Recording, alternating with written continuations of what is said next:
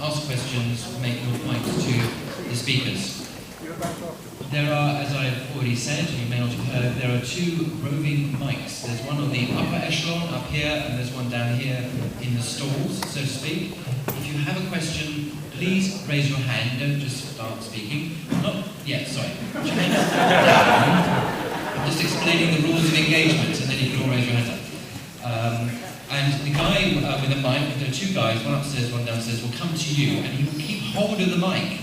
He will not give it to you, and he will point it in your direction. We don't want people running off with the mic or just going on and on and on and on. So we're going to keep control of the mic. So that's my first point. I do reserve the right to intervene if a comment or question is severely off topic. I will allow a certain latitude as the speakers have gone a bit off topic. But if you start speaking about gardening or the history of Alaska, I'm going to stop you dead in your tracks. Also, if you ramble on and on and on and on, I will also politely ask you to stop, because that's not what we're about tonight. But a lot of people want to make comments. At the end of this, I'm hoping there'll be a final 2-minute summary from each speaker. And at some point soon, there's a chap in the front row, Joel Titus. That's you, sir. Okay. From the English Defence League, who we have allowed to give 4 or 5 minutes.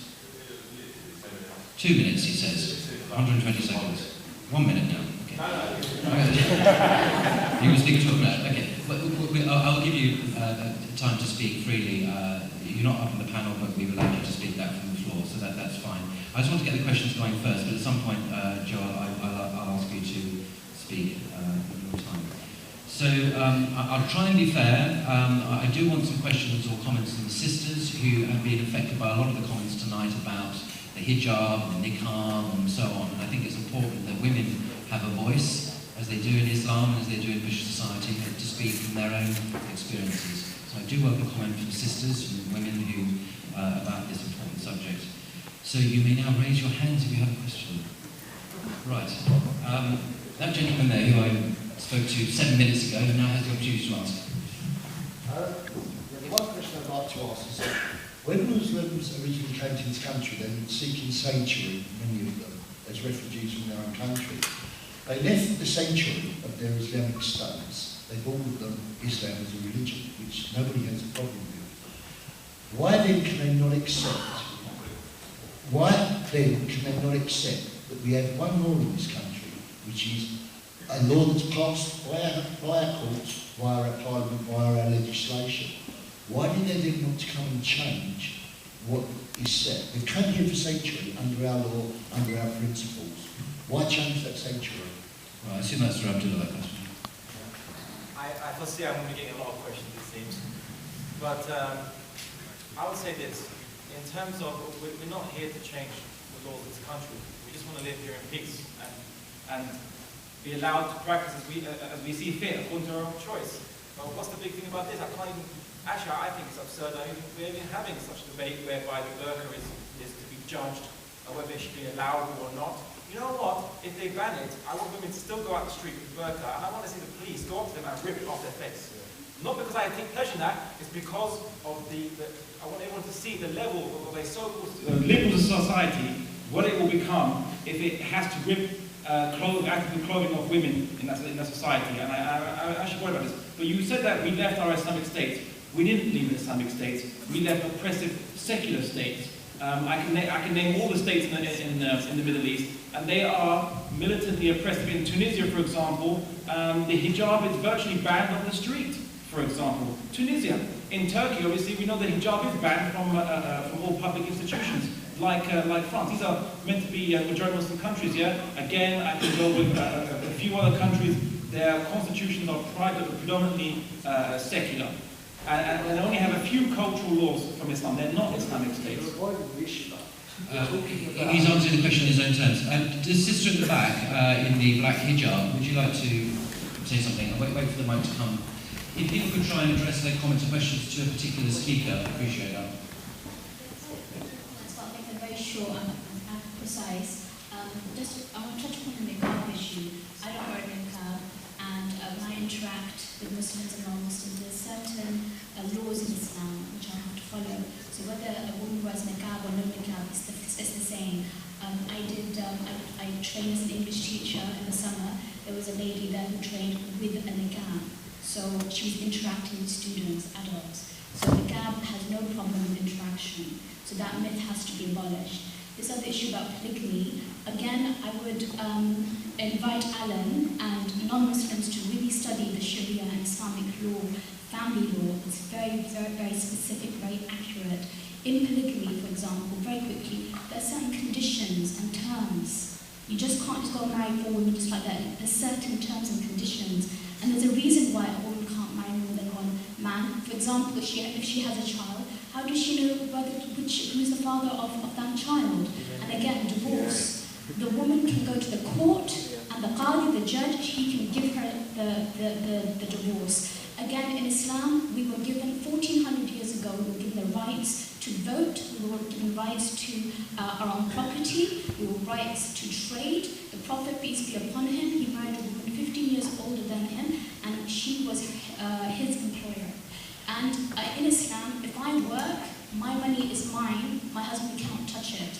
So these are all about women. Now, the other thing I just want to quickly touch upon is Islam is an ideology, it's a way of life. Sharia is not going to come in this country or in the West just because people are so fearful. It's not going to come here. It's going to come. The Muslims are asking for it to be be implemented in their personal lives. For example, in marriage or what have you, not as a whole governmental sector. So I don't think that fear has to be eliminated by the non-Muslims. None of the Muslim countries, as Abdullah has said, implements Islam, the Sharia. They are all dictators. They're oppressive regimes. They torture their own people. So I would kindly invite non-Muslims, please, talk to Muslims, talk to Muslim women and Muslim men, ask them questions. Don't be fearful and don't have this hatred and don't think that we're here to convert you. You know, in Islam, we respect you. Go and look at the history, as Abdullah said. In Palestine today, look at the situation and what we had. We had mosques, we had churches, we had synagogues, and Salahuddin Ayyubi, we made sure that nobody touched any of those mosques, churches, or synagogues. Everybody was allowed to practice their religion to whatever they wanted to do. Thank you very much.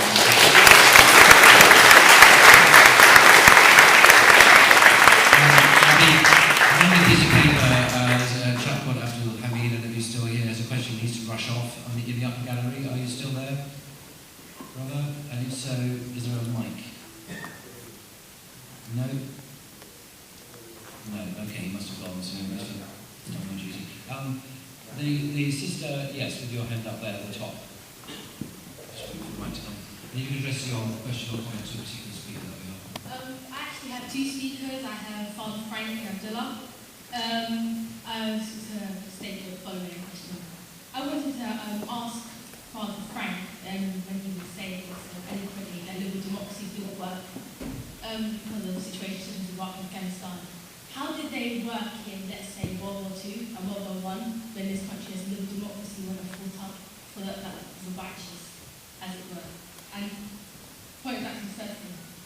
Is your solution to securing the cracks between multi-faiths to ban abortion unless we'll just have more babies? That's what I wanted to ask. And you say you had a relationship that women were in the club. You may have excellent powers of imagination, but the rest of us find that a bit difficult. And I'd like to also point out to Abdullah, while he was attacking Alan there for either liberalism or his religion. I'm not sure if you've ever heard liberal theology, because Martin Luther King certainly did, and Archbishop Desmond Tutu. And when you are standing up for the rights of the Afghanistanians and the Iraqis, are you not yourself preaching liberation theology powered by your religion in Islam? Okay, Father Frank.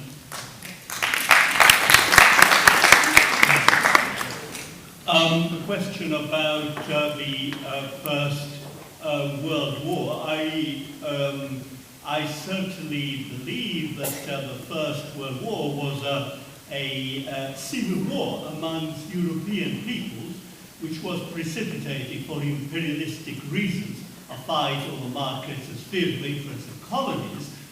And there was, certainly in Germany, there was the German parliament had to vote